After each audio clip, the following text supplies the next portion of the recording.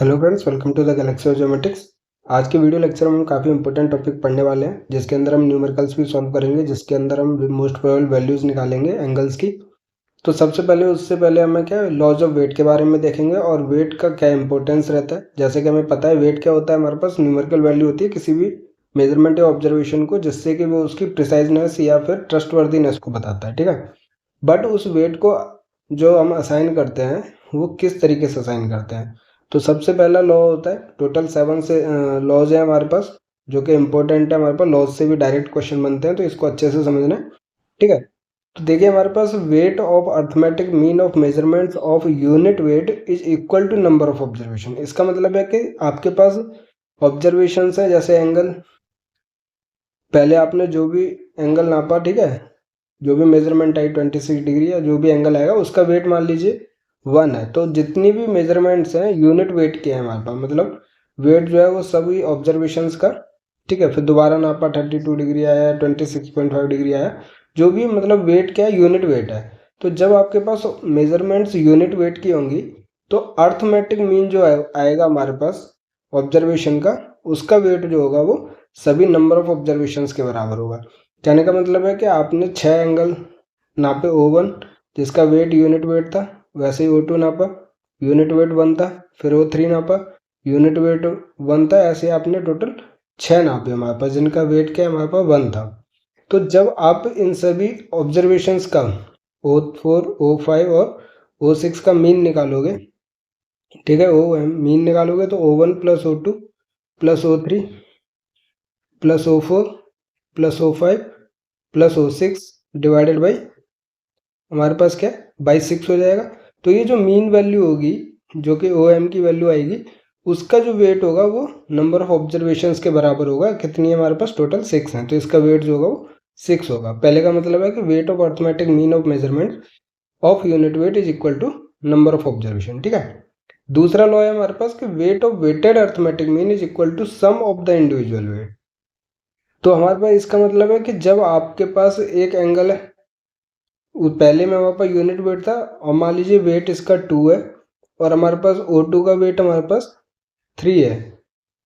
फिर जब हम इसका वेटेड अर्थमेटिक मीन निकालते हैं, ठीक है, वेटेड अर्थमेटिक मीन निकालोगे आप इसका, तो इसका वेट इंटू एंगल रहता है। वेटेड अर्थमेटिक मीन में हमेशा वेट इंटू एंगल प्लस इसका वेट इंटू एंगल और डिवाइडेड बाई टोटल वेट 2 + 3। तो इसकी जो वैल्यू आएगी वेटेड अर्थमेटिक मीन की, इसका जो वेट होगा वो हमारे पास टोटल वेट के बराबर होगा 2 + 3, दोनों ऑब्जर्वेशंस के वेट के बराबर होगा, मतलब 5 वेट होगा, ठीक है। तो हमारे पास दूसरा है कि weight of weighted arithmetic mean is equal to sum of individual weights, ठीक है। तो सभी लॉज अच्छे से समझने, कोई भी डाउट होता है आप हमसे कमेंट करके पूछ सकते हैं, बट मैं अच्छे से समझाऊंगा, कोई डाउट नहीं रहेगा फिर भी आपको। तो इसमें थर्ड जो है वो है weight of algebraic sum of 2 और more quantities is equal to reciprocal of the sum of reciprocals of the individual weight. इसका मतलब है कि जब आपका कोई ऑब्जर्वेशन है उसका वेट 2 है, ठीक है, ऑब्जर्वेशन 2 है, उसका वेट 3 है। जब आप सम करते हो, कोई भी आपने एंगल निकाला जो इन दोनों एंगल या मेजरमेंट्स के सम किया आपने, तो ये जो O है हमारे पास सम वाला, जो हमारे पास नया एंगल निकलेगा दोनों को ऐड ऑन करके, वो उसका वेट जो होगा वो इन दोनों वेट के रेसिप्रोकल के बराबर होगा। 1/1/2 प्लस 1/3। अगर मैं W1 W2 लेके चलता हूँ तो भी आपको समझ जाना चाहिए, मैं वैल्यू ले रहा हूँ जिससे कि ईजी हो जाए।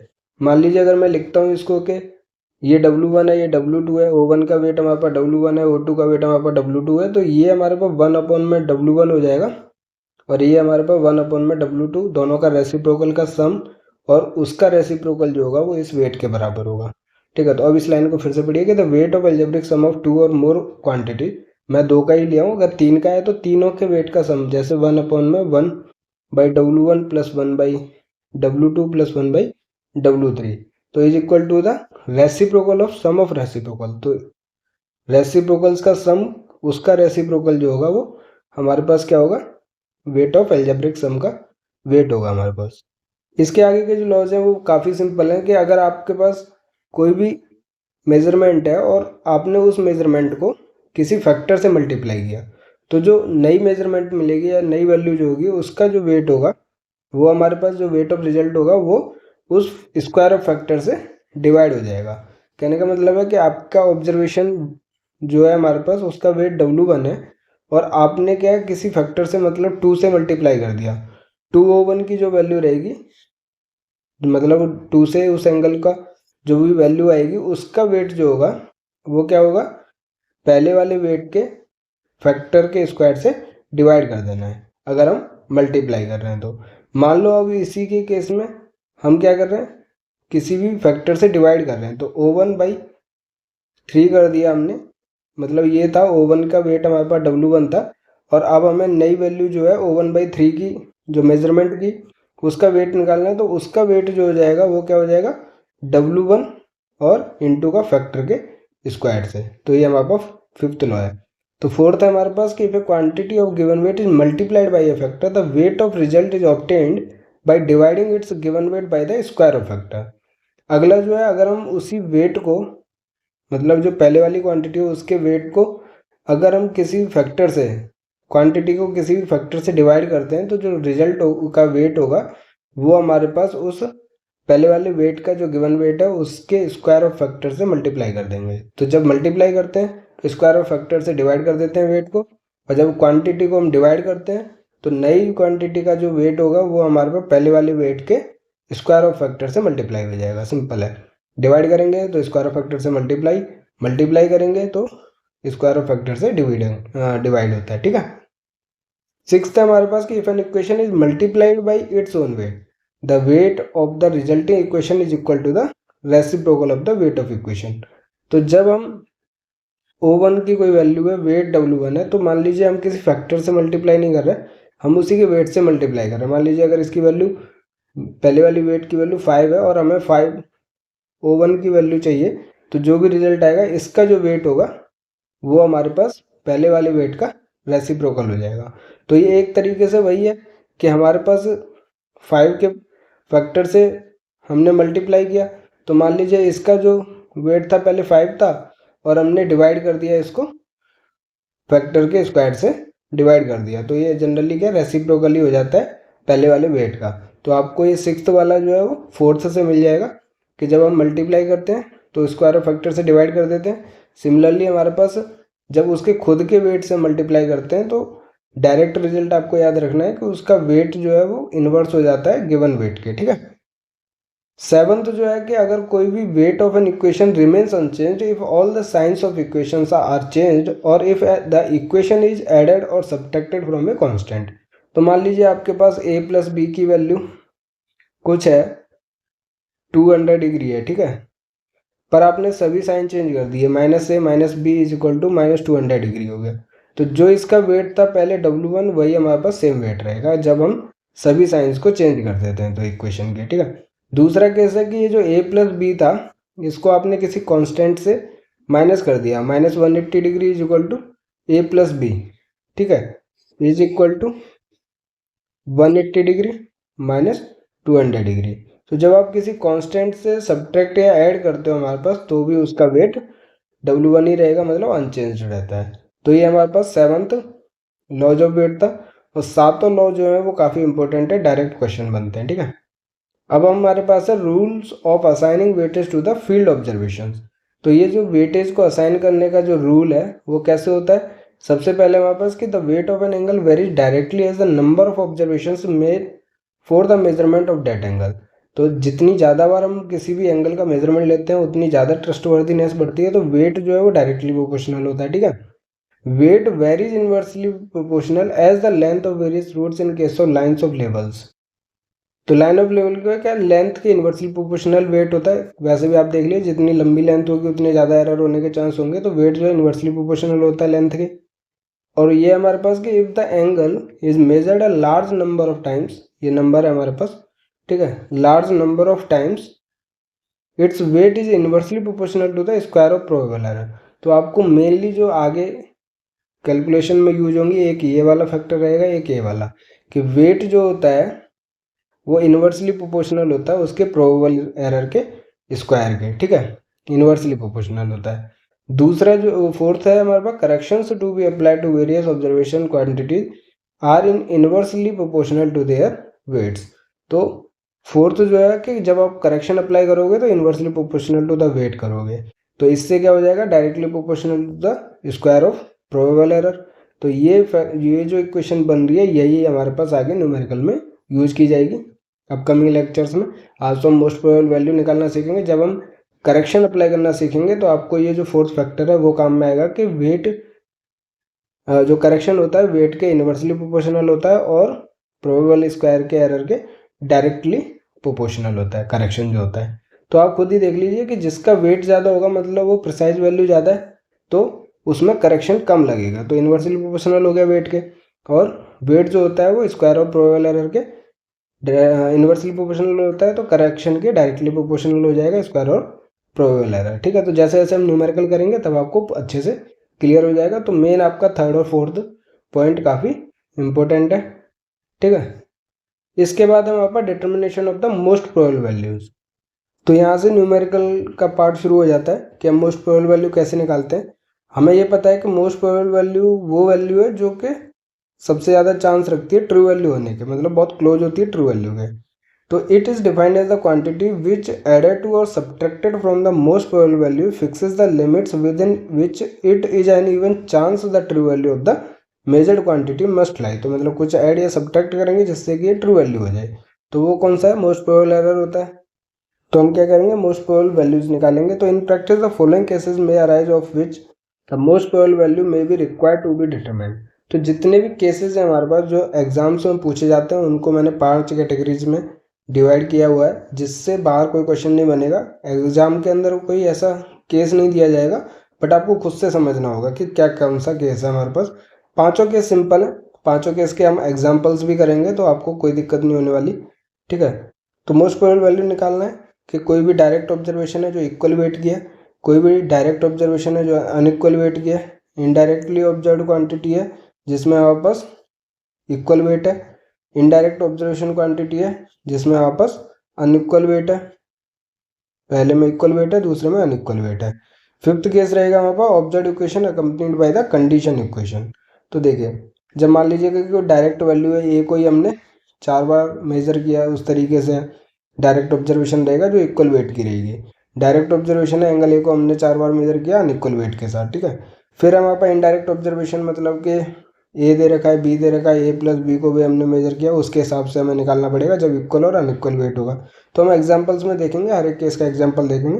फिर हमारे पास कोई कंडीशन इक्वेशन दी रखी होगी कि ए प्लस बी प्लस सी जो सम ऑफ ट्राइंगल्स के एंगल्स होते हैं वो 180 डिग्री होते हैं। फिर हमारे पास ए को भी मेजर किया होगा, बी को भी, सी को भी, उस तरीके से फिर हमारे पास सभी वैल्यूज़ के हिसाब से हम ए बी सी का मोस्ट प्रोबेबल वैल्यू निकालेंगे।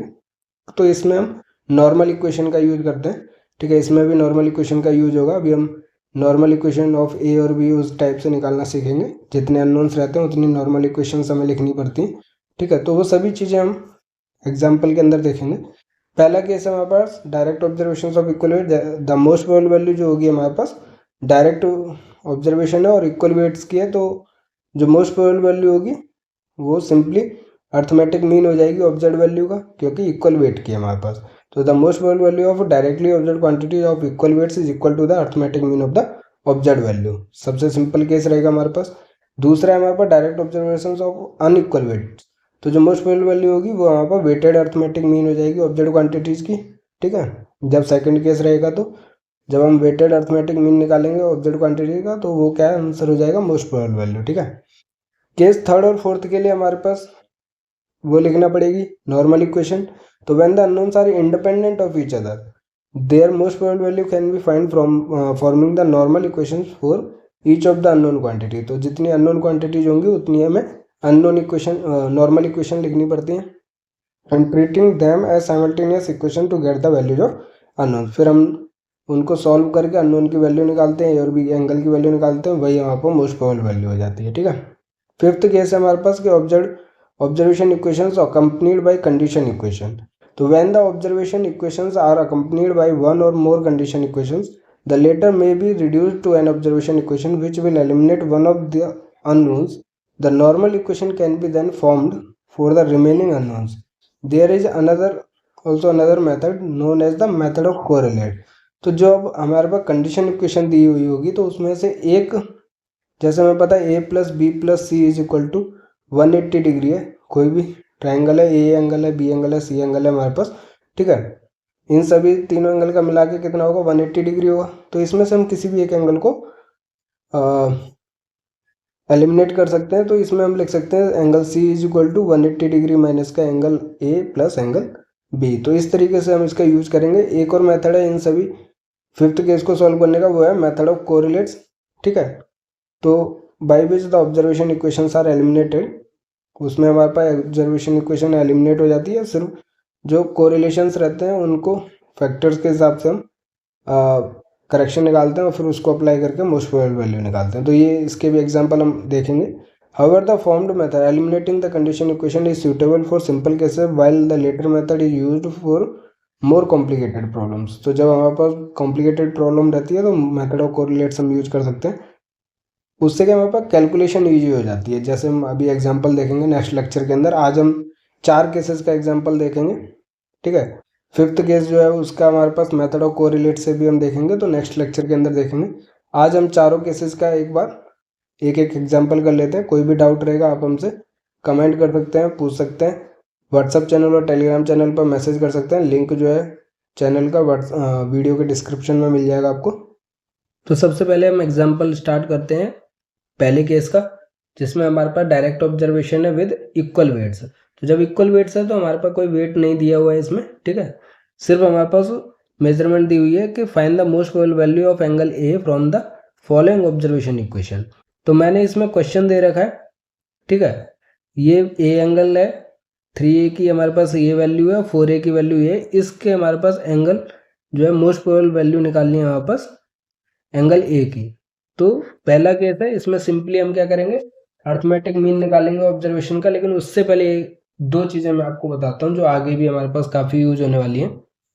कि जब भी हम मोस्ट प्रोबेबल वैल्यू निकालेंगे सबसे पहले उसका कोफिशिएंट देखेंगे।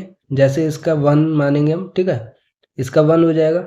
और हमारे पास इसका कितना कोफिशिएंट है, इसका 3 कोफिशिएंट है, और इसका हमारे पास 4 कोफिशिएंट है। उसके अलावा अगर ऑब्जर्वेशंस का वेट गिवन है तो वेट का भी ध्यान रखना है, क्योंकि जब हम अभी जैसे इसका इक्वेशन लिखेंगे तो सबसे पहले अगर आपको मोस्ट प्रोबेबल वैल्यू निकालनी है एंगल ए की, तो 3 इक्वेशन हो गई। A is equal to 30 degree 28 minute and 40 second. B हो गई हमारे पास, सॉरी 3a की वैल्यू हो गई हमारे पास 91 डिग्री 25 मिनट, ठीक है, और 55 सेकेंड।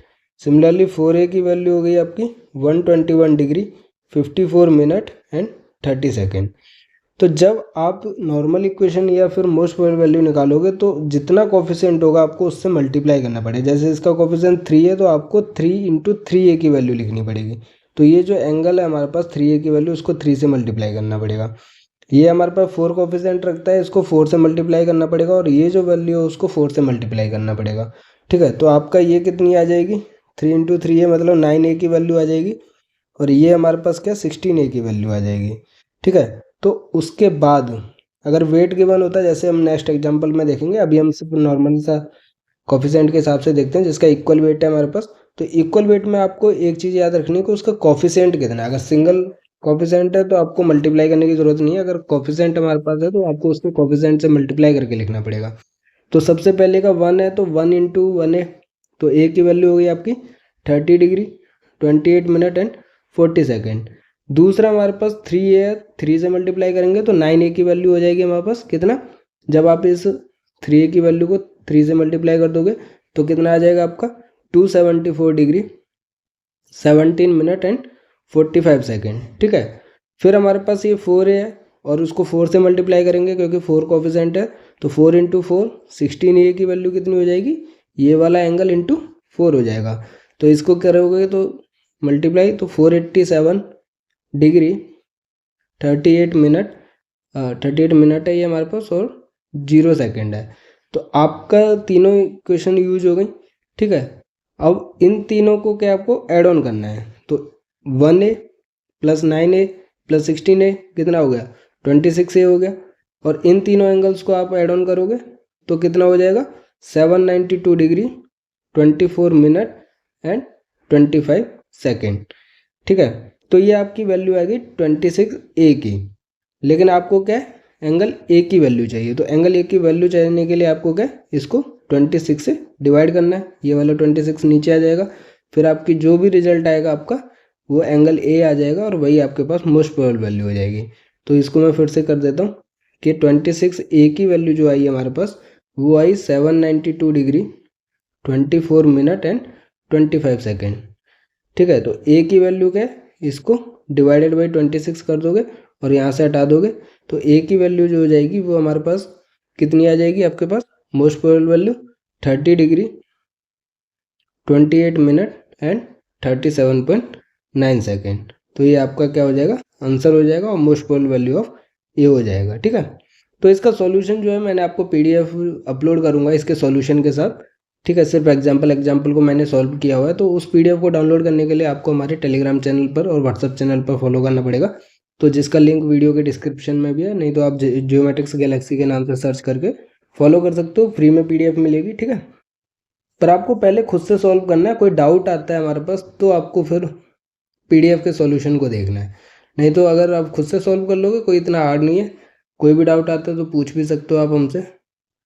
वैसे मैंने इसमें एक चीज़ आपको अच्छे से मतलब छोटी सी डिस्क्राइब नहीं की कि आपको ऐड ऑन करना मैं समझता हूँ कि आता होगा कि मान लीजिए आपके पास जो एंगल ऐड ऑन करने थे कि 30 डिग्री, जो पहला था हमारे पास 28 मिनट और 40 सेकंड था। चलो मैं आपको बता देता हूँ क्योंकि बेसिक तो वही है, अगर बेसिक में ही डाउट रहेगा तो फिर आगे चीज़ें समझ नहीं आएंगी। और दूसरा हमारे पास 9A की वैल्यू थी 274 डिग्री 17 मिनट एंड 45 सेकेंड था। और 16A की वैल्यू हमारे पास कितनी थी 487 डिग्री 38 मिनट एंड 0 सेकेंड था। अब ये देखिए हमारे पास हमें पता है कि 1 मिनट में हमारे पास कितने 60 सेकेंड होते हैं और 1 डिग्री के अंदर हमारे पास 60 मिनट होते हैं। ठीक है, तो जब तक वैल्यू हमारे पास 60 सेकेंड के अंदर है तो हम लिख सकते हैं उसको। बट यहाँ पे क्या है देखिए आपके पास क्या है 85 सेकेंड हो रहा है, दोनों को ऐड ऑन तीनों को ऐड ऑन करोगे तो 85 सेकेंड हो जाएगा। तो इसमें से आपका मतलब है कि 1 मिनट है 85 सेकेंड आ रहा है हमारे पास, तो आप 85 सेकेंड नहीं लिखोगे, इसको क्या लिखोगे इसमें से 60 माइनस करके लिखोगे तो ये 25 सेकेंड हो जाएगा और 1 मिनट जो है वो आगे ऐड ऑन हो जाएगा। तो पहले इसमें फिर 28 + 17 + 38 करोगे तो वो हमारे पास 83 आएगा और एक ये हमारे पास तो टोटल 84 आएगा। तो 84 मिनट ना लिख के आप इसमें से 60 मिनट कम करोगे तो 24 मिनट हो जाएगा। ठीक है, और 1 डिग्री यहाँ पर आ जाएगा 60 मिनट वाला जो हमने कम किया। फिर अब आप 30 डिग्री 274 डिग्री और 487 डिग्री को ऐड ऑन करोगे तो वो आपके पास 791 डिग्री होगा और 1 डिग्री ये वाला आ जाएगा तो 792 डिग्री हो जाएगा। ठीक है, तो यही इक्वेशन हमारे पास बनी थी कि 26A = कितना आया था 792 degree and 24 minute and 25 second. अब दूसरा कंडीशन यहाँ पे आता है कि हम इस 26 से कैसे डिवाइड करते हैं इसको। ए की वैल्यू चाहिए हमारे पास, तो इस एंगल को क्या है हमारे पास 26 से डिवाइड करना पड़ेगा। तो सबसे पहले आपने क्या डिग्री के अंदर इसको डिवाइड किया 26 को, तो 792 को आपने 26 से डिवाइड किया, कितने से जाएगा 30 से जाएगा हमारे पास और फिर पॉइंट में कुछ आएगा। तो 30 से आपने इसको डिवाइड कर दिया, इसका मतलब है जो कंप्लीट डिवीजन है वो लिखना है, 30 डिग्री लिख दिया। अब 30 × 26 करोगे आप तो कितना आ जाएगा 780 डिग्री आ जाएगा। तो 780 डिग्री आप इसने 30 डिग्री को लिख दिया, इसका मतलब कितना बचा 792 - 780 डिग्री 12 डिग्री बचा। ठीक है, तो 12 डिग्री को आप मिनट में कन्वर्ट करोगे तो इंटू 60 करोगे कितना हो गया 720 मिनट हो गया और 24 पहले से था तो 720 और +24 मतलब 744 मिनट हो गया आपका। ये जो 24 है वो कन्वर्ट हो जाएगा किस में 12 डिग्री और ऐड ऑन कर दोगे तो 744 मिनट हो जाएगा। इसके बाद आपने 744 को डिवाइड किया 26 से, कंप्लीट डिवीजन हो रहा है हमारे पास 28 मिनट से। ठीक है, तो जब आप 28 × 26 करोगे जो कंप्लीट डिवीजन वाला है वो आएगा आपका 728 डिग्री 728 मिनट आएगा आपका। तो इसका मतलब है 744 में से आपने ये जो 28 लिख दिया है वो 728 के बजाय लिख दिया, कितना बचा आपका माइनस का करोगे इन दोनों को तो 16 मिनट बचेगा। बट आपको सेकंड में कन्वर्ट करना है तो ये जो 16 मिनट है उसको 60 सेकंड से मल्टीप्लाई किया तो कितना हो गया 960 हो गया। ठीक है, तो 960 सेकंड यहाँ से आ गया और ये ऑलरेडी 25 था तो 960 + 25 985 सेकंड हो गया। तो ये 25 की जगह आपको 985 सेकंड और डिवाइडेड बाई 26 करना है ठीक है। तो 985 डिवाइडेड बाई 26 करोगे तो 37.9 सेकेंड आ जाएगा। तो ऐसे करके मैंने आंसर लिखा था। ये डाउट मैं समझता हूँ कि स्टार्टिंग में नहीं होना चाहिए, क्योंकि यही चीज़ें मैं आगे हर एग्जाम्पल के अंदर करने वाला हूँ। तो इसके अंदर अगर आपको डाउट होता है कि कैसे सॉल्व किया जाता है, वो चीज़ मैंने आपको बताई है। एड ऑन का मतलब है 60 मिनट से आप 60 सेकेंड या 60 मिनट से आप ज़्यादा नहीं लिख सकते, उससे कम वैल्यू हो तो लिख सकते हो, नहीं तो फिर आपको मिनट को डिग्री में कन्वर्ट करना पड़ेगा और सेकंड को मिनट के अंदर कन्वर्ट करना पड़ेगा। सिमिलरली जब आप डिवाइड करते हो तो जो कंप्लीट डिवीजन वाला है वो आपको यहाँ पे लिखना है, और कंप्लीट डिवीजन के बाद जो वैल्यू मल्टीप्लाई करके आएगी उसको इसमें से माइनस करना है। फिर जो बच जाएगी वैल्यू, ठीक है, माइनस करने के बाद उसको मिनट में चेंज करने के लिए 60 से आपको मल्टीप्लाई करके इसमें पहले वाली वैल्यू में ऐड ऑन करना है। फिर फर्दर आपको 26 से डिवाइड करना है। फिर जो कंप्लीट डिवीजन होगा उसको माइनस कर देना है। 16 मिनट बचा था, इसको सेकंड में कन्वर्ट करने के लिए 60 से मल्टीप्लाई करके 960 आया, और फिर पहले से 25 था, टोटल 985 हो गया। इसको आपने 26 से डिवाइड किया तो 37.9 सेकेंड आ गया। तो आपका जो most probable value I angle A की, वो हमारे पास कितनी आ गई फिर finally 30 degree 28 minute and 37.9 second. तो ये मैंने आपको सॉल्व करने का तरीका बताया, जो काफ़ी लोगों को डाउट रहता है। ठीक है, अभी भी डाउट है तो आप हमसे पूछ सकते हैं, मैं अलग से एक एग्जाम्पल फिर भी डाल सकता हूँ अगर आप कहोगे तो। ठीक है, वैसे सिंपल सी चीज़ें समझ आ जाना चाहिए, ऐसा कोई हार्ड नहीं है। अब हम दूसरा एग्जाम्पल देखते हैं जिसमें वेट जो इक्वल नहीं है हमारे पास। ठीक है, तो ए का हमारे पास है 2 और 3a का वेट है हमारे पास 3। तो जैसे मैंने आपको बताया कि आपको अब यहाँ पे ऑब्जर्वेशन की जो कॉफिशेंट है उसको भी देखना पड़ेगा और वेट को भी देखना पड़ेगा। यहाँ पे कॉफिशेंट 1 मान के चलोगे और वेट हमारे पास 2 है। तो अब आपको सिमिलरली वही लिखनी पड़ेगी इक्वेशन के वेट को मल्टीप्लाई करके लिखना पड़ेगा। कॉफिशेंट तो 1 है तो इतना दिक्कत नहीं है। तो आपको ए की जगह आपको 2a की वैल्यू पहले के लिए लिखनी पड़ेगी। इसका मतलब है इस वाली वैल्यू को आपको 2 से मल्टीप्लाई करना पड़ेगा। तो आपको जब a की value 30 degree 28 minute and 40 second है, तो इसको 2 से मल्टीप्लाई करोगे जो कि वेट है हमारे पास, तो कितना आ जाएगा। यहाँ से पीछे से चालू करते हैं, 80 सेकेंड हो जाएगा, लेकिन हम 80 सेकेंड नहीं लिख सकते, हम कितना लिखेंगे 20 सेकेंड लिखेंगे। फिर जो 1 मिनट बच गया वो आगे जाएगा, तो 28 इंटू 2 56, और 1 मिनट यहाँ से आया सेकेंड से, तो 57 मिनट हो जाएगा। 60 से कम है इसलिए 57 मिनट लिख सकते हैं। फिर हमारे पास 30 इंटू 2 60 डिग्री हो गया। ठीक है, इस तरीके से आप सॉल्व करते हो डिग्री मिनट और सेकंड को। नेक्स्ट है हमारे पास कोफिशिएंट 3 है हमारे पास, तो 3 की वैल्यू है हमारे पास 91 डिग्री 25 मिनट एंड 55 सेकेंड। तो आपको 3 की वैल्यू पता है 91 डिग्री 25 मिनट एंड 55 सेकेंड है, बट आपको नॉर्मल इक्वेशन टाइप लिखनी पड़ेगी, जो कि 3 हमारे पास कोफिशिएंट के लिए मल्टीप्लाई करना पड़ेगा, और 3 जो फर्दर हमें मल्टीप्लाई करना पड़ेगा वो वेट के लिए मल्टीप्लाई करना पड़ेगा। तो जब आपके पास वेट गिवन है तो वेट से भी मल्टीप्लाई करना पड़ेगा। इसका मतलब पहली इक्वेशन तो सिर्फ वेट से मल्टीप्लाई करनी पड़ेगी क्योंकि कोफिशिएंट 1 है। दूसरी इक्वेशन जो है आपको वेट के लिए भी मल्टीप्लाई करनी पड़ेगी और कोफिशिएंट के लिए भी मल्टीप्लाई करनी पड़ेगी। अगर यहाँ पे वेट आपका 5 होता तो 3 की जगह जो येलो कलर का है वो 5 से मल्टीप्लाई हो जाता, क्योंकि वेट से, और 3 जो है हमारे पास ब्लू कलर का वो मैंने कोफिशिएंट से मल्टीप्लाई के लिए दिखाया। ठीक है, तो ये जो इक्वेशन बन जाएगी सेकंड, वो कितनी हो जाएगी आपकी 3 इंटू 3 इंटू 3 27a, और ये जो है वैल्यू 9 से मल्टीप्लाई हो जाएगी। तो 9 से मल्टीप्लाई करके आपकी कितनी आ जाएगी 822 degree and 53 minute and 15 second. ठीक है, तो अब ये मैं बार बार नहीं बताऊंगा क्योंकि मैंने ऑलरेडी बता दिया है। कोई भी डाउट होता है तो आप मुझसे पूछ सकते हो, बट ये चीज़ें नॉर्मल है। सेकंड से स्टार्ट करना है, सेकंड अगर 60 से कम है तो ऑलरेडी ठीक है। अगर 60 से ज़्यादा है, मान लीजिए 120 से ज़्यादा है, तो 2 मिनट हमारे पास कन्वर्ट हो जाएगी। ठीक है, फिर जो बची हुई होगी वो सेकंड में रहेगी। ठीक है, और फिर मिनट भी हमारे पास डिग्री में कन्वर्ट हो जाती है अगर 60 से ज़्यादा है तो। ठीक है, तो कहने का मतलब है जब आप 9 से मल्टीप्लाई कर दोगे इस 91 डिग्री 25 मिनट एंड 55 सेकेंड को, तो आपको मिलेगा 822 डिग्री 53 मिनट एंड 15 सेकेंड। तो अब आपके पास एक ये इक्वेशन हो गई, एक ये इक्वेशन हो गई। इन दोनों को ऐड ऑन करोगे, मैं अलग से लिख देता हूँ, वैसे कन्फ्यूजन नहीं रहेगा। जब मैं आपको सॉल्यूशन भी प्रोवाइड करूँगा तो उसमें मैंने क्लियरली मेंशन किया हुआ कि कौन सा फैक्टर जो है किसके लिए मल्टीप्लाई किया हुआ है। ठीक है, तो पहला जो आया था वो हमारे पास 2a की वैल्यू आई थी। 2a की वैल्यू कितनी आई थी हमारे पास 60 degree and 57 minute and 20 second था।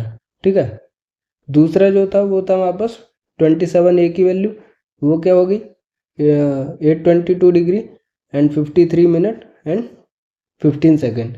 फिर आप सिमिलरली सेम चीज़ करोगे, दोनों को ऐड ऑन करके लिखोगे, ये हो गया 29A, जिसकी वैल्यू हमारे पास दोनों को ऐड ऑन करके कितनी आ जाएगी 883 degree and 50 minute 35 second. But हमें 29A की वैल्यू नहीं चाहिए, हमें चाहिए most probable value of A।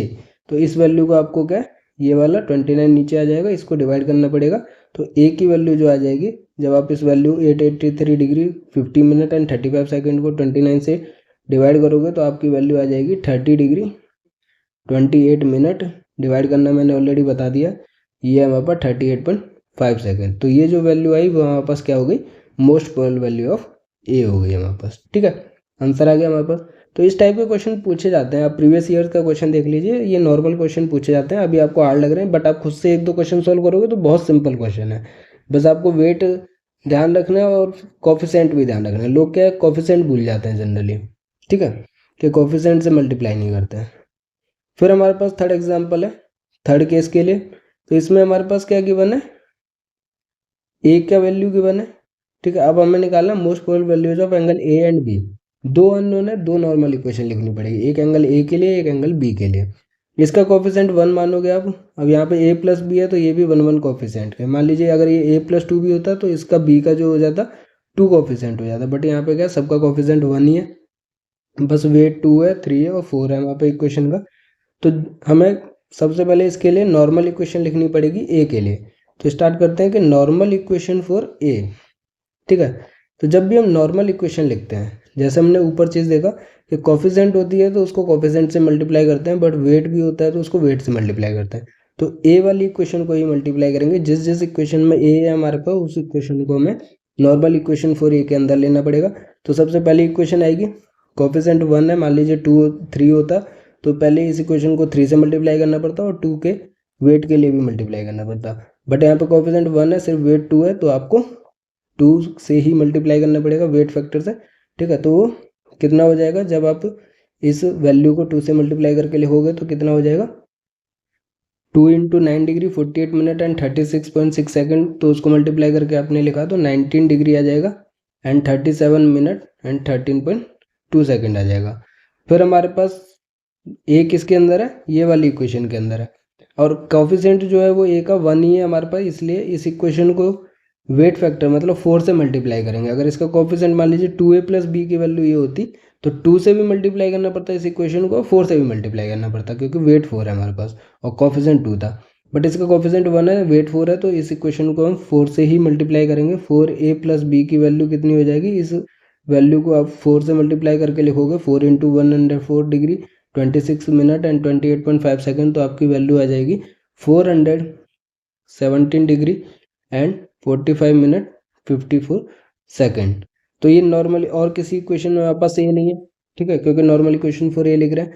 तो अब आप देखिए 2a हो गया और ये हमारे पास जनरली क्या हो जाएगा 4a प्लस 4 भी हो जाएगा। ठीक है, ब्रैकेट से ओपन करोगे तो 2a प्लस 4a कितना हो गया 6a और प्लस का ये वाला 4 भी हो जाएगा। ठीक है, इसकी वैल्यू इन दोनों को ऐड ऑन करके लिख दोगे तो कितनी आ जाएगी आपकी 437 degree and 23 minute and 7.2 second. तो ये नॉर्मल इक्वेशन फॉर ए हो गई, ये आप अलग से लिख लोगे क्योंकि इसको हमें बाद में साइमल्टेनियस इक्वेशन के साथ लिखना पड़ेगा। जब नॉर्मल इक्वेशन ऑफ बी लिख लेंगे फिर उन दोनों इक्वेशन को हम सॉल्व करते हैं। तो सबसे पहले आप इसको अलग से नोट डाउन कर लेना। ठीक है, मैंने तो कर रखी है तो मैं फिर से लिख दूंगा इसको। अब हम नॉर्मल इक्वेशन फॉर बी देखते हैं। Normal equation of for B के लिए हमारे पास एक तो बी इस इक्वेशन में और एक बी हमारे पास इसकी इक्वेशन में, और दोनों का कोफिशिएंट 1 है बट वेट अलग अलग है, इसलिए हमारे पास ये वाली जो इक्वेशन है अब हम लिख रहे हैं नॉर्मल इक्वेशन फॉर बी। तो ये वाली इक्वेशन है हमारे पास वेट 3 है, तो हमारे पास 3b की वैल्यू हो जाएगी। और ये जो वैल्यू है 54 डिग्री 37 मिनट 48.3 सेकेंड, इसको 3 से मल्टीप्लाई करके लिखोगे तो कितना आ जाएगा 163 डिग्री 53 मिनट एंड 24.9 सेकेंड। ठीक है, फिर हमारे पास क्या हो जाएगा, इसके अंदर बी है तो a प्लस बी की value 104 degree 26 minute and 28.5 second है। वेट 4 है तो वेट से मल्टीप्लाई करना पड़ेगा, अगर कोफिशिएंट 1 ही है हमारे पास तो फिर से फर्दर 4a प्लस बी जो पहले वैल्यू थी वही सेम रहेगी क्योंकि उतना ही है हमारे पास। तो कितनी थी हमारे पास 417 डिग्री 45 मिनट एंड 54 सेकेंड। फिर आप इन दोनों को ऐड ऑन कर दोगे तो ये 3b, पहले हम ए का लिख लेते हैं, 4a आ जाएगा और नीचे हमारे पास 4b है और यहाँ पर 3b है, टोटल हमारे पास 7b हो जाएगा। और इन दोनों को आप ऐड ऑन करके लिखोगे तो कितना आ जाएगा 581 degree and 39 minute and 18.9 second. तो ये नॉर्मल इक्वेशन फॉर बी हो गई। एक ये इक्वेशन हो गई हमारे पास नॉर्मल इक्वेशन फॉर बी। दो ही अननोन है वहाँ पर ए और बी, इसलिए हमारे पास दो ही नॉर्मल इक्वेशन लिखी हमने। ठीक है, जितने अननोन उतने नॉर्मल इक्वेशन। तो हमने दो नॉर्मल इक्वेशन लिख ली, एक ए के लिए एक बी के लिए।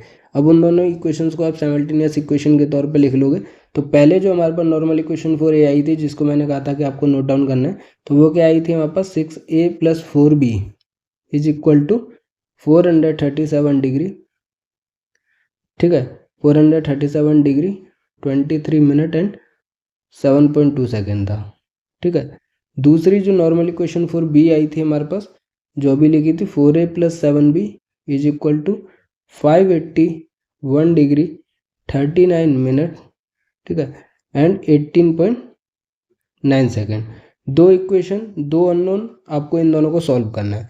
इसको भी मैं सॉल्व करना बता देता हूँ कि देखिए दोनों को किसी एक ए या बी का कोफिशिएंट सेम करना पड़ेगा। तो मैं क्या कर रहा हूँ, इसको मैं पहली इक्वेशन को 2 से मल्टीप्लाई कर रहा हूँ और इसको मैं 3 से मल्टीप्लाई करता हूँ। तो ये कोफिशिएंट कितना हो जाएगा 12 हो जाएगा, ये भी हमारे पास 12 हो जाएगा। तो आपको ए की वैल्यू फिर पहली इक्वेशन में से सेकंड इक्वेशन को माइनस कर दोगे तो 12 12 बढ़ जाएगा, बी की वैल्यू आपको मिल जाएगी। फिर फर्दर आप इन दोनों इक्वेशंस में से किसी की भी अंदर बी की वैल्यू डालोगे तो आपको ए की वैल्यू मिल जाएगी। तो मैंने इन दोनों इक्वेशन को साइमल्टेनियस इक्वेशन जैसे सॉल्व करते हैं वैसे किया। तो पहली इक्वेशन को मैंने 2 से मल्टीप्लाई करके लिखा और दूसरी इक्वेशन को मैंने 3 से मल्टीप्लाई करके लिखा।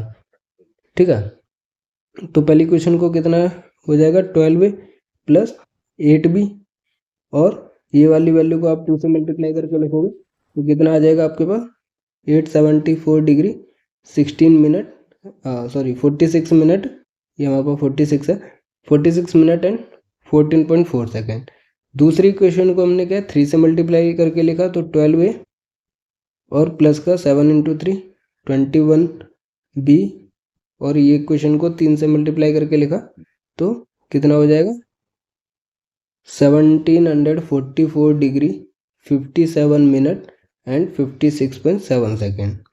अब पहली इक्वेशन में से दूसरी इक्वेशन या दूसरी इक्वेशन में से पहली इक्वेशन को आप माइनस करके लिखते हो। तो माइनस किया मैंने पहली में से दूसरी को, तो ये दोनों तो कट जाएंगे, सेम सेम है।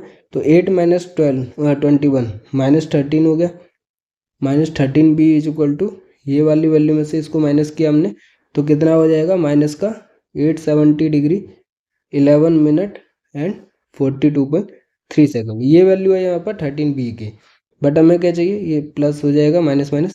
ठीक है, बट हमें b की वैल्यू चाहिए, तो इस वाली वैल्यू को आपने 13 से डिवाइड कर दिया और ये वाला 13 यहाँ पे चला गया ना, तो b की वैल्यू आपको मिल जाएगी जब आप 870 डिग्री 11 मिनट एंड 42.3 सेकेंड से डिवाइड कर देते हो 13 से डिवाइड कर देते हो इस वैल्यू को, तो आपको b की वैल्यू कितनी मिलेगी, b की वैल्यू आपको मिल जाएगी 66 डिग्री 56 मिनट एंड 16.8 सेकेंड। तो ये जो b की वैल्यू आ रही है नॉर्मल इक्वेशन के साइमल्टेनियस इक्वेशन बना के सॉल्व करने के बाद, ये हमारे पास मोस्ट प्रोबेबल वैल्यू है b की। बट अभी एक और टास्क बचा है, वो है हमारे पास a की वैल्यू निकालना। तो ये वाली b की वैल्यू आप पहली वाली जो नॉर्मल इक्वेशन हमने लिखी थी a और या फिर b वाली, उसमें पुट करके आप a की वैल्यू निकाल सकते हो। तो हमारे पास क्या था, जैसे 6a + 4b की वैल्यू कितनी थी हमारे पास 437 डिग्री 23 मिनट एंड 7.2 सेकेंड था जब हमने नॉर्मल इक्वेशन 4a लिखा था। उसमें b की वैल्यू आप ये डालोगे, मतलब 4 से मल्टीप्लाई करके ये वाली वैल्यू को इधर ले जाओगे, माइनस करोगे और फिर 6 से डिवाइड करोगे तो आपको a की वैल्यू मिल जाएगी। a की वैल्यू सॉल्व करने के बाद आपको मिलेगी 28 डिग्री 16 मिनट एंड 20 सेकेंड। तो ये जो a की वैल्यू है वो वहाँ पर मोस्ट प्रोबेबल वैल्यू है। तो सिंपल सी चीज़ है, तो सबसे पहले आपको नॉर्मल इक्वेशन लिखनी पड़ेंगी जितने अननोन्स हैं, ए के लिए लिखेंगे, बी के लिए लिखेंगे, फिर वो जो दो इक्वेशन आएंगी साइमल्टेनियस इक्वेशन होंगी उन दोनों को हम सॉल्व करेंगे। उन दोनों को सॉल्व करने के लिए है कि दोनों के में से ए या बी का किसी भी कोफिशिएंट को आप सेम कर लीजिए मल्टीप्लाई करके फैक्टर से, ठीक है, और फिर उसको माइनस करके एक एंगल की वैल्यू निकल जाएगी। फिर उस एंगल वैल्यू को आप नॉर्मल इक्वेशन ऑफ ए या नॉर्मल इक्वेशन फॉर बी के अंदर पुट कर दीजिए, तो आपको दूसरे एंगल की वैल्यू मिल जाएगी, जैसे ए की मिली हमारे पास। ठीक है, सिंपल सी चीज़ है, ज़्यादा घबराने वाली चीज़ नहीं है। जब आप खुद से सॉल्व करोगे तो इतना हार्ड नहीं लगेगा। अब हम फोर्थ केस भी देख लेते हैं। उसका एग्जाम्पल है हमारे पास कि अल्फ़ा की वैल्यू हमारे पास 76 डिग्री 42 मिनट 46.2 सेकेंड है with weight 4। Alpha plus beta की वैल्यू है, alpha plus beta plus gamma की वैल्यू है, alpha plus beta plus gamma की वैल्यू है। तो यहाँ पे ये थोड़ा बड़ा न्यूमेरिकल हो जाएगा, क्योंकि 3 अननोन्स है हमारे पास, अल्फ़ा बीटा गामा, और हमें तीनों की मोस्ट प्रोबेबल वैल्यू निकालनी है। तो तीनों की मोस्ट प्रोबेबल वैल्यू निकालने के लिए हमारे पास क्या है, तीनों की नॉर्मल इक्वेशन लिखनी पड़ेगी। नॉर्मल इक्वेशन लिखना मैंने आपको ऑलरेडी बता दिया है, फिर से हम इसको सॉल्व कर लेते हैं। ठीक है, आपको पीडीएफ तो सॉल्व वाली मिलेगी टेलीग्राम और व्हाट्सएप चैनल पर, तो आप वहाँ से पीडीएफ भी देख सकते हो अगर आपको कोई डाउट होता है तो। बट अभी हम क्या नॉर्मल इक्वेशन फॉर अल्फ़ा लिखने जा रहे हैं, तो मैं आपको सिर्फ बता देता हूँ, आपके सॉल्व नहीं करूँगा मैं, बाकी सॉल्यूशन तो आपको पीडीएफ में मिलेगा। तो नॉर्मल इक्वेशन फॉर अल्फ़ा लिखना है, तो देखिए अल्फ़ा किस किस इक्वेशन में हमारे पास, सबसे पहले तो हमारे पास ये वाली वैल्यू है। तो इस इक्वेशन को आपको क्या है, वेट से मल्टीप्लाई करना पड़ेगा, क्योंकि अल्फ़ा की वैल्यू अगर ये 2 अल्फ़ा की वैल्यू होती है तो आपको वेट 4 से मल्टीप्लाई करना पड़ता, साथ के साथ हमारे पास जो कॉफिशेंट है 2 उससे भी मल्टीप्लाई करना पड़ता। बट यहाँ पे क्या है, सभी का कॉफिशेंट 1 है, तो इतनी दिक्कत नहीं होने वाली, आपको सिर्फ वेट से मल्टीप्लाई करना पड़ेगा। तो जब अल्फ़ा पहली इक्वेशन में, तो आपको 4 अल्फ़ा की वैल्यू मिल जाएगी, इस वैल्यू से 4 को मल्टीप्लाई करके।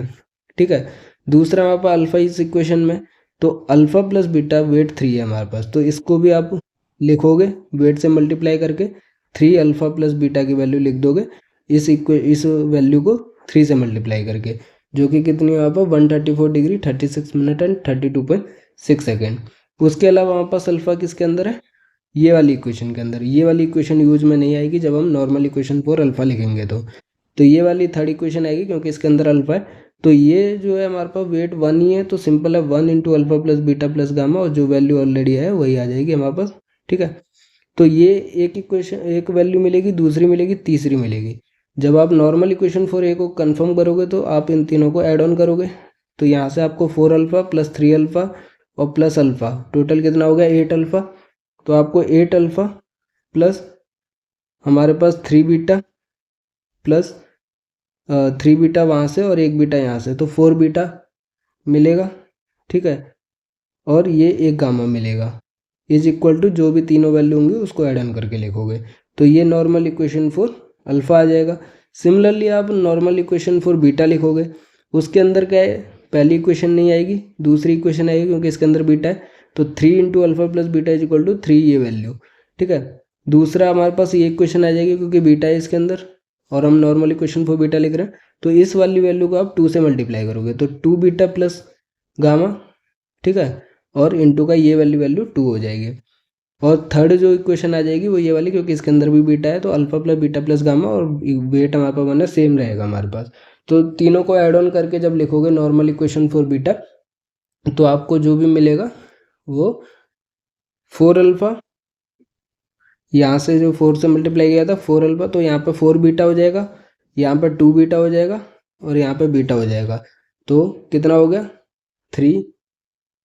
4 अल्फ़ा कहाँ से आया था 3 प्लस 1। ठीक है, और बीटा हमारे पास कितना हो जाएगा 3 बीटा यहाँ से, और 2 5 बीटा, और ये 6 बीटा, मतलब 4 अल्फ़ा प्लस 6 बीटा, और गामा कितना हो जाएगा हमारे पास 3 गामा हो जाएगा, 2 यहाँ से मिलेगा और 1 यहाँ से, तो 3 गामा की वैल्यू आपको मिलेगी कुछ, वो जो आएगी वो हमारे पास ऐड ऑन करने के बाद वो हमारे पास नॉर्मल इक्वेशन फॉर बीटा हो जाएगी, ये सेकंड इक्वेशन। अभी हम साइमल्टेनियस इक्वेशन बना रहे हैं जो नॉर्मल इक्वेशन कहलाता है। ठीक है, फिर आप सिमिलरली गामा के लिए लिखोगे, तो इसमें हमारे पास ये इक्वेशन नहीं आएगी, ये इक्वेशन नहीं आएगी, थर्ड आएगी हमारे पास, क्योंकि गामा है और 2 से मल्टीप्लाई होगी, तो 2 beta plus 2 gamma is equal to 2 ये वैल्यू हो जाएगी, और ये 1 हमारे पास सेम रहेगी। फिर आप इन दोनों इक्वेशन को ऐड ऑन कर दोगे, तो आपको कितनी वैल्यू मिलेगी गामा के लिए, अल्फ़ा ये वाला, और यहाँ से 2 यहाँ से 1, 3 बीटा हो जाएगा। फिर हमारे पास यहाँ से 2 गामा, यहाँ से गामा, 3 गामा की वैल्यू मिलेगी, जो भी मिलेगी वो नॉर्मल इक्वेशन फॉर गामा हो जाएगी। 3 नॉर्मल इक्वेशन हो गई यहाँ पर अल्फ़ा बीटा गामा। तो मैं आपको सॉल्व करके बता देता हूँ अभी 3 नॉर्मल इक्वेशन जो जो आपको बनेंगी, पहले आप खुद से सॉल्व करना, तो ये वाला रिजल्ट मैच करना। तो 8 alpha plus 4 beta plus gamma, जो कि हमने नॉर्मल इक्वेशन फॉर अल्फ़ा लिखी थी, वो आपको मिलेगी 972 डिग्री ये हमारे पास 972 डिग्री 58 मिनट एंड 53 सेकेंड। दूसरा जो नॉर्मल इक्वेशन फॉर बीटा मिलेगी वो आपको मिलेगी 4 alpha plus 6 beta plus 3 gamma is equal to 1037 degree 18 minute and 37.8 second. ठीक है, फिर हमारे पास थर्ड जो अल्फा प्लस 3 बीटा और प्लस हमारे पास 3 गामा इज इक्वल टू कितना मिलेगा, ये 3 गामा है हमारे पास, इज इक्वल टू कितना मिलेगा आपको 633 डिग्री 29 मिनट एंड 0 सेकेंड। फिर आप इन तीनों इक्वेशन को सॉल्व करोगे, अल्फा बीटा गामा की वैल्यू निकालोगे। 3 नॉर्मल इक्वेशन हमारे पास साइमल्टेनियस इक्वेशन है। ठीक है, तो इनको सॉल्व करने का तरीका सिंपल सा है कि आपको एक कोफिशिएंट पहले सेम करके रिड्यूस करना पड़ेगा, फिर 2 इक्वेशन बनेंगी, 2 फैक्टर बनेंगे, उन दोनों को सॉल्व करने के बाद जो मिलेगा अल्फा या बीटा या गामा जो भी आप रिड्यूस कर रहे हो, मतलब आप इन तीनों साइमल्टेनियस इक्वेशन को सॉल्व करके लिखोगे तो आपको रिजल्ट मिलेगा। अल्फा की वैल्यू मिलेगी 76 डिग्री 42 मिनट। ठीक है, ये 76 डिग्री है, 42 मिनट एंड 46.17 सेकेंड। बीटा की वैल्यू मिलेगी आपको 57 degree 53 minute and 46.13 second. Gamma की वैल्यू मिलेगी आपको 127 डिग्री 41 मिनट 38.26 सेकेंड।